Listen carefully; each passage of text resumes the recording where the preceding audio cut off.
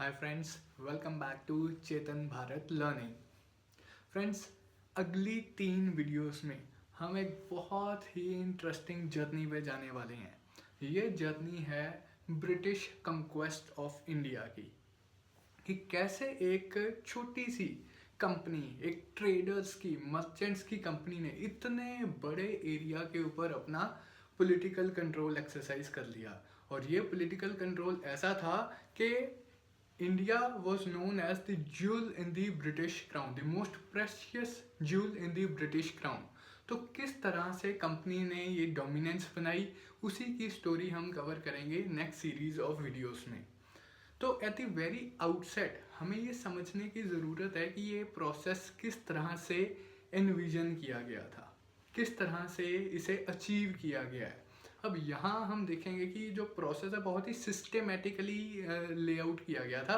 सबसे पहले east India में बंगाल, देन बंगाल के बाद साउथ इंडिया में मैसूर के बाद वेस्ट इंडिया में Marathas, and towards the very end Punjab and Sindh को कैप्चर किया जाता है। तो एक सिस्टेमेटिक पैटर्न, ईस्ट इंडिया से चलते हुए साउथ इंडिया स्वीप करते हुए west and the north western frontier.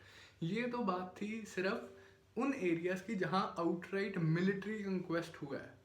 कुछ एरिया ऐसा भी था जहां इनडायरेक्ट रूल कंपनी ने एक्सरसाइज किया। ये इनडायरेक्ट रूल क्या है? एक लूसी टर्म है कि उस चीज़ को डिनोट करने के लिए कि internal and external affairs of the state company he control करती थी, लेकिन कंपनी डायरेक्ट सॉवरन पावर नहीं थी, कंपनी पैरामाउंट पावर थी। ये पैरामाउंटसी के कॉन्सेप्ट को भी हम डिटेल में कवर करेंगे।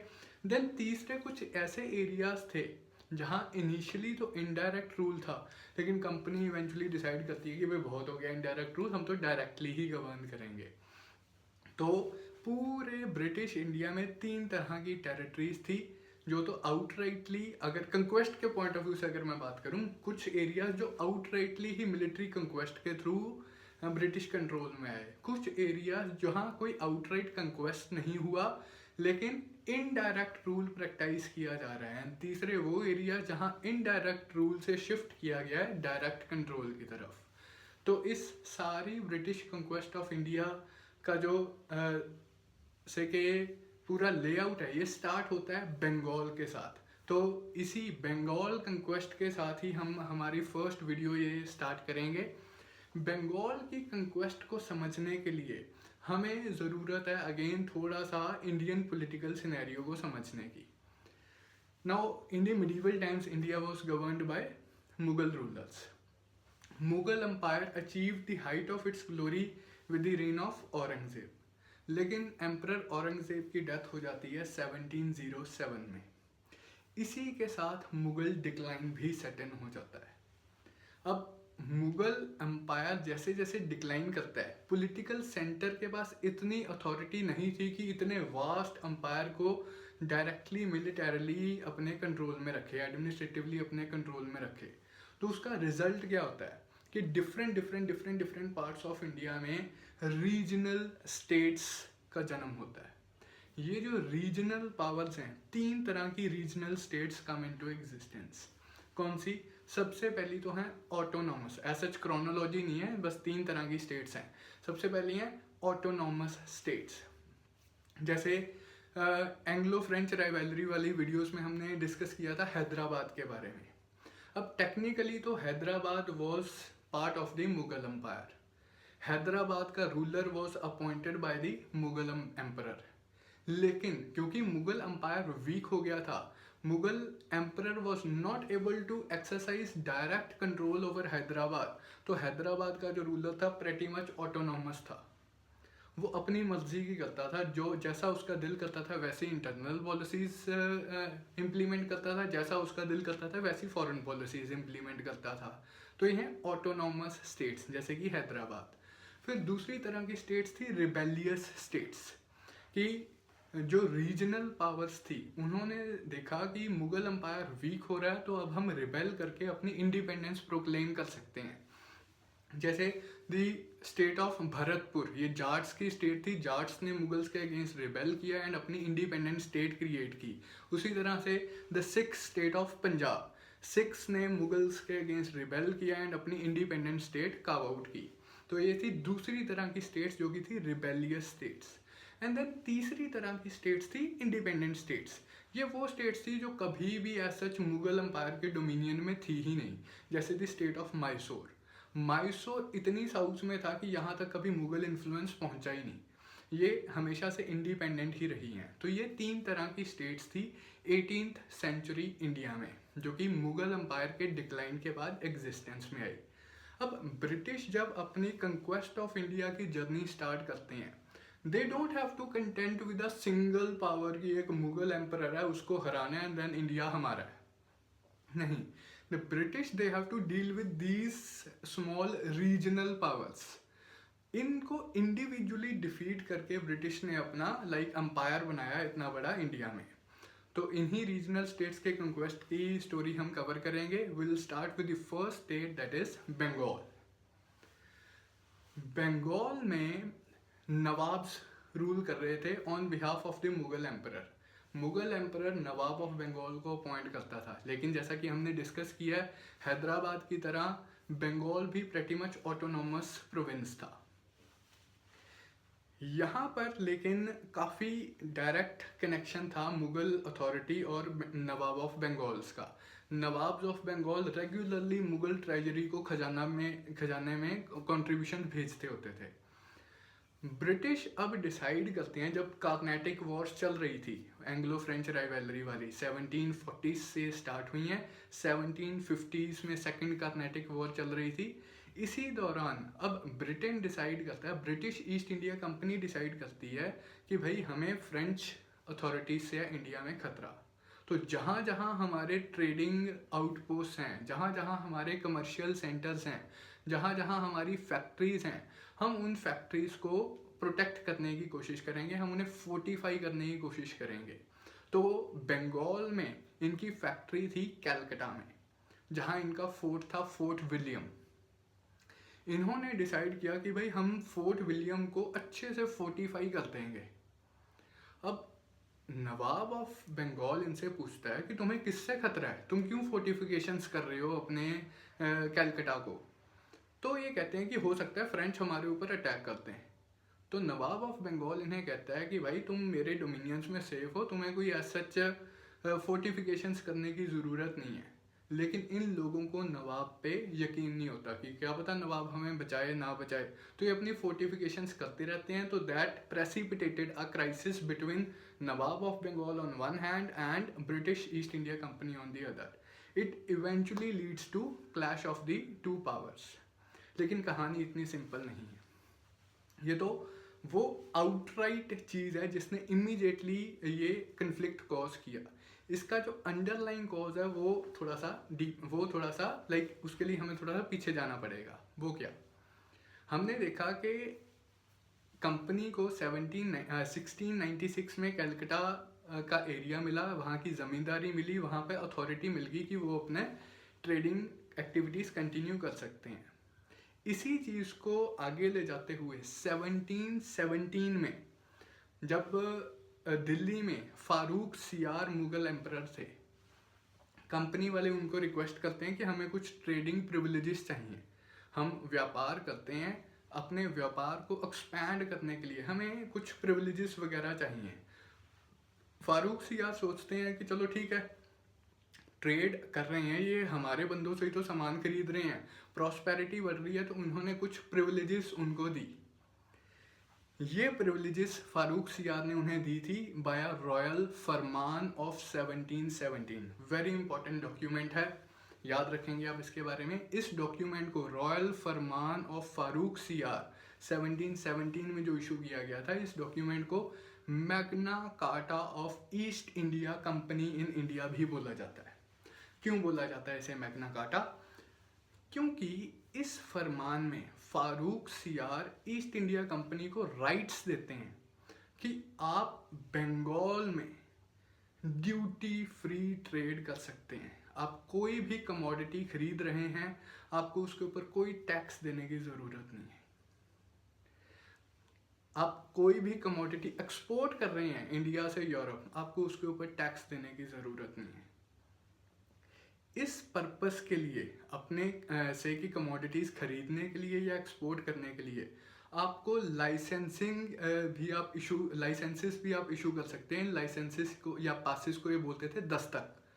तो दस्तक देने की अथॉरिटी भी आपके पास है।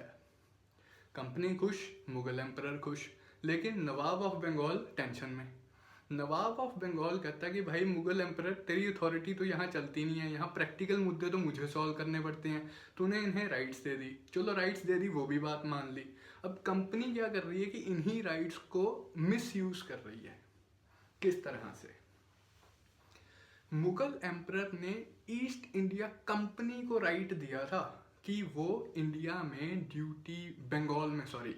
बंगाल में ड्यूटी फ्री ट्रेड कर सकती है। वो ड्यूटी बिना टैक्सेस दिए सामान एक्सपोर्ट कर सकती है। ये राइट एम्परर ने कंपनी के प्राइवेट ऑफिशियल्स को नहीं दिया था। अब मैं ईस्ट इंडिया कंपनी का प्राइवेट ऑफिसर हूँ, हाइपोथेटिकली स्पीकिंग। एक तो वो गुड्स हैं जो मैं खरीद रहा हूँ on behalf of east India company. Company ने खरीदने थे, कंपनी ने एक्सपोर्ट करने हैं। एक भाई मुझे प्राइवेटली कुछ चाहिए, मुझे घर के लिए से के कुछ पेंटिंग चाहिए या कुछ इस तरह का कुछ घर का सामान चाहिए। अब मेरी जो प्राइवेट गुड्स हैं उनके लिए कोई राइट नहीं मिला मुझे, लेकिन मैं क्या कर रहा हूँ, दस्तक का मिस यूज कर रहा हूँ। जिस परमिट से मैं कंपनी के लिए सामान खरीद रहा हूँ उसी परमिट से मैं अपना पर्सनल सामान भी खरीद रहा हूँ। नवाब ऑफ बंगाल को इसके बारे में पता लग गया। तो उस टाइम पे बंगाल में बहुत स्ट्रॉन्ग, बहुत कॉम्पिटेंट नवाब्स रूल कर रहे थे। उन्होंने इस चीज़ का मिसयूज होने नहीं दिया। उन्होंने स्ट्रॉन्ग चेक्स एंड बैलेंसेस रखे कि कंपनी इसे मिसयूज ना करे। कंपनी चाहती थी कि कंपनी के ऑफिसर्स चाहते थे कि इसका मिसयूज हो, लेकिन बंगाल के नवाब ये करने नहीं दे रहे थे। इसलिए इनहेरेंट टेंशन चल रही थी दोनों के बीच में। उसके ऊपर तड़का लग गया वो फोर्टिफिकेशंस वाला। अब उसमें भी एक पर्सनल फैक्टर इन्वॉल्व है कि 1756 में जो पिछले नवाब ऑफ बंगाल थे उनकी डेथ हो गई थी, जो स्ट्रॉन्ग नवाब ऑफ बंगाल थे। 1756 में एक नए यंग नवाब ऑफ बंगाल बनते हैं, सिराजुद्दौला। अब यंग नवाब थे, ये अपनी अथॉरिटी एक्सरसाइज करना चाहते थे, ये दिखाना चाहते थे सबको कि उनकी उम्र पे मत जाओ, अभी भी उनकी अथॉरिटी पूरे बंगाल में चल रही है। तो उन्होंने जो कंपनी के ऑफिसर्स इन दस्तक का मिस यूज कर रहे थे, फोर्टिफिकेशंस कर रहे थे, उन्हें चैलेंज करना स्टार्ट किया। उन्हें बोला कि आप ये फोर्टिफिकेशंस करना बंद कर दो, आप ये मिस यूज ऑफ दस्तक करना बंद कर दो। जब वो रिफ्यूज कर देते हैं तो नवाब कहता कि अभी भी मिलिट्री पावर मेरे हाथ में है। वो अपनी फौजें लेके जाता है और इंग्लिश फैक्ट्रीज को कैप्चर करना स्टार्ट कर देता है। पहले कासिम बाजार की फैक्ट्री को कैप्चर करता है एंड देन वो कलकत्ता के ऊपर ही अटैक कर देता है एंड कलकत्ता को भी ऑक्यूपाई कर लेता है। कंपनी के ऑफिशियल भाग जाते हैं किसी आइलैंड में, रिफ्यूज ले लेते हैं, शरण ले लेते हैं।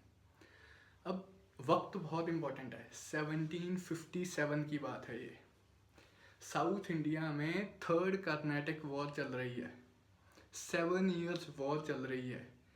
ब्रिटेन से बहुत सारे ट्रूप्स ऑलरेडी इंडिया आए हुए हैं ताकि वो थर्ड कर्नाटक वॉर में ब्रिटिश ईस्ट इंडिया कंपनी की हेल्प कर सकें। वहीं से वही साउथ इंडिया के कुछ ट्रूप्स हेल्प के लिए आते हैं कलकत्ता। उन ट्रूप्स के लीडर होते हैं रॉबर्ट क्लाइव, वही रॉबर्ट क्लाइव जिन्होंने सेकेंड कर्नाटक वॉर में अपना मिलिट्री वैलर दिखाया होता है। रॉबर्ट क्लाइव कलकत्ता आते हैं, नवाब वापस रिटायर कर जाता है। ये कहता है कि चलो मैंने ब्रिटिश को कलकत्ता से भी निकाल दिया, कासिम बाजार से भी निकाल दिया, अब मैं एंजॉय करता हूँ। रॉबर्ट क्लाइव आके डिसाइड करता है कि नवाब ऐसे हमें ट्रेड नहीं करने देगा, हमें पावर को अपने हाथ में लेना पड़ेगा। जिस तरह साउथ इंडिया में हम पॉलिटिकल अफेयर्स में इंटरवीन करके फेवरेबल प्रिंसेस को राजा बना रहे हैं, उसी तरह हमें बंगाल में भी करना होगा। हम एक काम करते हैं, नवाब के अगेंस्ट एक कॉन्स्पिरेसी हैच करते हैं। वो कॉन्स्पिरेसी क्या है कि नवाब का ही commander in chief Mir Jafar, nawab थे सिराजुद्दौला, उनका कमांडर इन चीफ था मीर जाफर। क्लाइव कहते हैं कि हम मीर जाफर को बोलते हैं कि हम तुझे रादर नवाब बना देंगे अगर तू हमारे साथ कॉन्स्पिरेसी में शामिल हो जाए। अब ये धोखेबाज हमेशा ही इंडिया की पॉलिटिक्स का बेन रहे हैं। Mir Jafar decides to support Robert Clive.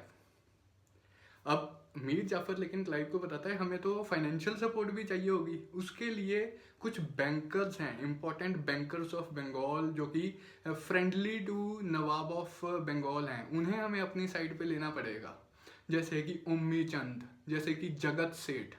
अब ये सारे लोग मिलके रॉबर्ट क्लाइव के साथ की कॉन्स्पिरेसी में शामिल हो जाते हैं। मीर जाफर, उम्मी चंद, जगत सेठ, राय दुर्लभ, इस तरह के लोग।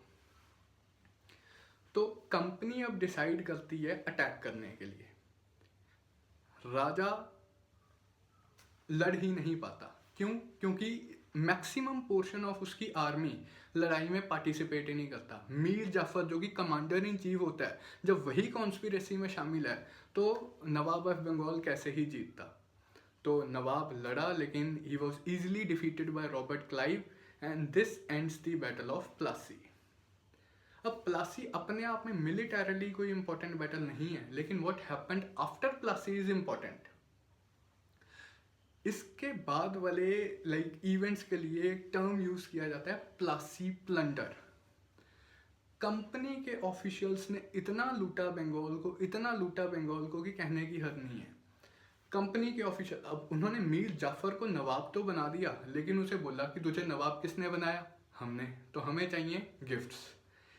तो कैश में गिफ्ट्स लिए उन्होंने, लैंड रेवेन्यू में उन्होंने गिफ्ट्स लिए, उन्होंने राइट्स के टर्म में गिफ्ट्स लिए, मिस यूज ऑफ दस्तक। वो कहते हैं कि कोई कंपनी का ट्रेड नहीं, कोई प्राइवेट ट्रेड नहीं, हर ट्रेड फ्री है।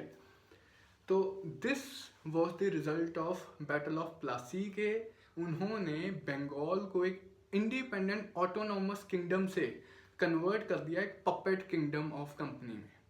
रूल तो अभी भी वहां पे एक इंडियन ही कर रहा था, लेकिन that Indian was a puppet in the hands of British East India company. अब प्रॉब्लम कहाँ आई?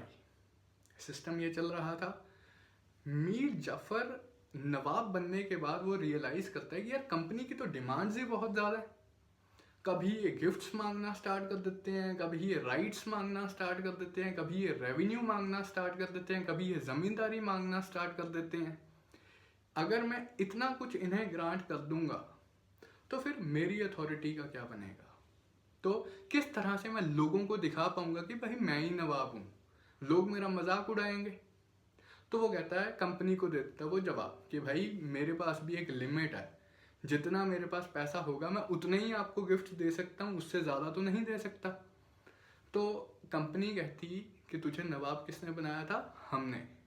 अगर तू हमारी डिमांड्स पूरी नहीं कर सकता तो फिर तू नवाब किस बात का है? चल अपने घर जा, हम किसी और को नवाब बना देते हैं। तो जिस प्रोसेस से मीर जाफर नवाब बना था वो कहते हैं कि तू अपने घर जा, हम एक और कंटेंडर मीर कासिम जो कि उसका ही सन इन लॉ होता है, हम उसे नवाब बना देंगे, वो हमारी डिमांड्स पूरी करने के लिए तैयार है। यहाँ तक तो सब ठीक रहा ब्रिटिश पॉइंट ऑफ व्यू से, लेकिन उन्हें क्या पता था कि मीर कासिम उनकी अथॉरिटी में रहने का सिर्फ नाटक कर रहा था। जैसे ही वो नवाब ऑफ बंगाल बनता है, वो सबसे पहले तो अपने हेड क्वार्टर्स दूर शिफ्ट कर लेता है बिहार में। कहता है कि कंपनी से दूर रहूंगा, उनकी इंटरफेरेंस भी कम रहेगी। फिर वो अपनी मिलिट्री को स्ट्रेंथन करना स्टार्ट कर देता है। फिर वो कंपनी को गिफ्ट्स वगैरह देना बंद कर देता है। अब कंपनी कहती है कि ये तो मामला उल्टा हो गया, हमने तो मीर कासिम को इसलिए लगाया था ताकि वो हमें गिफ्ट्स दे, ताकि वो हमें सपोर्ट करे, ये तो बल्कि हमारे हाथ से निकलता जा रहा है। तो वो अटैक करने को डिसाइड कर रहे होते हैं। इसी पॉइंट ऑफ टाइम पे जब मिलिट्री कॉन्फ्रंटेशन का माहौल बन रहा होता है, उसी पॉइंट ऑफ टाइम पे मीर कासिम क्या करता है, अगेन एक अलायंस क्रिएट करता है अगेंस्ट द ब्रिटिश। वो नवाब ऑफ अवध शुजाउद्दौला के पास जाता है। नवाब ऑफ अवध शुजाउद्दौला के पास ऑलरेडी मुगल एम्परर रह रहा होता है। अब आप सोचोगे कि मुगल एम्परर नवाब ऑफ अवध के पास क्यों रह रहा था? अब उसमें एक और से कि इंडियन हिस्ट्री का एक ट्विस्ट है। 1761 में थर्ड बैटल ऑफ पानीपत होती है। इस थर्ड बैटल ऑफ पानीपत में अहमद शाह अब्दाली मराठास को हरा देता है। मुगल एम्परर घबरा के दिल्ली छोड़ के अवध रहने चला जाता है अपने नवाब के पास। इतना वीक हो गया होता है मुगल एम्परर। तो अवध के नवाब के पास मुगल एम्परर ऑलरेडी रह रहा होता है। मुगल एम्परर का नाम आप याद रखेंगे, शाह आलम टू। तो शाह आलम टू, शुजाउद्दौला एंड मीर कासिम, ये तीनों अलायंस बनाते हैं against the British East India Company. लेकिन अब ये एक मिलिटरली इंपॉर्टेंट बैटल थी। इस मिलिटरली इंपॉर्टेंट बैटल में the British they are able to defeat the Indian alliance. Consequence क्या है उसका कि entire area of Bengal, Bihar and Orissa, it was available to the British. It was like indirectly controlled by the British. इस indirect control को achieve करने के लिए British क्या करते हैं, ट्रीटी ऑफ इलाहाबाद साइन करते हैं मुगल एम्परर शाह आलम टू के साथ। Under the terms of treaty of Allahabad, Mughal emperor British को, rather British East India company को दीवानी ऑफ बंगाल, बिहार एंड उड़ीसा देता है। ये दीवानी क्या है? दीवानी मस्तानी वाली दीवानी नहीं है ये। जैसे दीवान साहब होते हैं ना, आपने सुना diwan the revenue minister. Diwani is revenue collecting right. उस टाइम में प्राइमरली दो एडमिनिस्ट्रेटिव फंक्शंस कंसिडर किए जाते थे। एक थे लोगों से रेवेन्यू कलेक्ट करना, लगान कलेक्ट करना, टैक्सेस कलेक्ट करना। दूसरा है law and order and security provide करना। टैक्सेस कलेक्ट करेंगे, सिक्योरिटी प्रोवाइड करेंगे। टैक्सेस कलेक्ट करना दीवानी, सिक्योरिटी प्रोवाइड करना निजामत। तो मुगल एम्परर क्या करता है कि अच्छा, नवाब ऑफ बंगाल के पास दो फंक्शंस हैं, एक तो निजामत, एक दीवानी। वो रेवेन्यू कलेक्ट करता है, सिक्योरिटी प्रोवाइड करता है। मैं क्या कर रहा हूँ, अंडर ट्रीटी ऑफ इलाहाबाद निजामत तो नवाब ऑफ बंगाल ही देखेगा, सिक्योरिटी तो नवाब ऑफ बंगाल ही प्रोवाइड करेगा, लॉ एंड ऑर्डर तो नवाब ऑफ बंगाल ही देखेगा। लेकिन ये जो दीवानी है, रेवेन्यू कलेक्टिंग राइट है, ये मैं दे रहा हूँ ईस्ट इंडिया कंपनी को, क्योंकि वो मिलिटरीली उन्होंने हरा दिया था। ये वाटरशेड इवेंट था 1765 की ट्रीटी ऑफ इलाहाबाद। इसने सारी पिक्चर ही चेंज करके रख दी। यहाँ पे the fundamental nature of British in India change हो गया। किस तरह से? आप इमेजिन करिए, आप एक कंपनी ऑफ ट्रेडर्स है, वो ट्रेड कर रहे हैं। क्या ट्रेड कर रहे हैं? टेक्सटाइल्स ट्रेड कर रहे हैं प्राइमरली, हमें पता है। टेक्सटाइल्स ट्रेड से वो सरवाइव कैसे कर रहे हैं? इंडिया से सस्ती टेक्सटाइल खरीदी, सस्ते कपड़े खरीदे, महंगे रेट में जाके यूरोप में बेच दिए। सस्ता खरीदा, महंगा बेचा, प्रॉफिट हमारा फाइनेंशियल स्ट्रेंथ हमें प्रोवाइड कर रहा है। अब आपको लेकिन ऐसा है कि वो टेक्सटाइल्स खरीद कैसे रहे हैं, सस्ती टेक्सटाइल्स कैसे खरीद रहे हैं इंडिया में? अपनी जेब से पैसे निकाल के। अपनी जेब से पैसे निकाल लेंगे, इंडियन आर्टिस्ट को हम देंगे एंड उससे टेक्सटाइल खरीद लेंगे। 100 रुपये दिए हाइपोथेटिकली स्पीकिंग एंड 1000 में बेच दी, 900 रुपया हमारा प्रॉफिट हो गया। लेकिन हमें 100 रुपया इन्वेस्ट करना पड़ेगा। इससे क्या हुआ? दीवानी से क्या हुआ? हमें 100 रुपया इन्वेस्ट करने की भी नहीं ज़रूरत। हम क्या करेंगे, यहीं के लोगों से रेवेन्यू कलेक्ट करेंगे, उसी रेवेन्यू से हम वो टेक्सटाइल्स खरीदेंगे एंड वहाँ जाके बेच देंगे। हमारी जेब से 100 रुपया भी नहीं लगा, रादर बंगाल से हमें रेवेन्यू आना स्टार्ट हो गया। That was the beauty of the system from the point of view of British. And अगर इंडियन पॉइंट ऑफ व्यू से देखें तो इसी सिस्टम ने इंडिया को र्यून करना स्टार्ट कर दिया कि आपका पैसा इंडिया से बाहर जाना स्टार्ट हो गया। रेवेन्यू इंडिया के लोगों का इंडिया से बाहर जाना स्टार्ट हो गया। तो diwani of Bengal, Bihar and Orissa was the source of financial strength for the English East India Company and it was the source of financial disaster for India. अब इसने कंपनी की पोजीशन को इतना स्ट्रेंथन कर दिया कि वो बाकी सारी कंक्वेस्ट ऑफ इंडिया के ही खर्चों से कर पाए। नहीं तो आप इमेजिन करिए, एक स्टेट दूसरी स्टेट से लड़ रही है। किसी भी किन्हीं दो स्टेट्स को अगर लड़ना है तो उन्हें फाइनेंशियल रिसोर्सेज चाहिए जो उनकी जेब से खर्चा होता है। ब्रिटिश कंक्वेस्ट ऑफ इंडिया में क्या हो रहा है कि इंडिया ही अपने कंक्वेस्ट का खर्चा खुद ही दे रहा है। बंगाल से जो पैसा आ रहा है उस पैसे से मैसूर को जीता जा रहा है, उसी पैसे से मराठास को हराया जा रहा है। बंगाल से जो पैसा आ रहा है उसी पैसों से इनडायरेक्ट रूल इस्टेब्लिश किया जा रहा है। तो ये जो बाकी एरियाज की कंक्वेस्ट है इसकी कहानी हम डिस्कस करेंगे नेक्स्ट वीडियोस में। आई होप आपको बंगाल की कंक्वेस्ट अच्छे से समझ आ गई होगी, इसका जो अंडरलाइंग पॉलिटिकल लोकल पॉलिटिकल इसका बेस था वो भी आपको क्लियर हो गया होगा। So in the next video, we'll be covering the conquest of Mysore and the defeat of Marathas. Thank you from my side.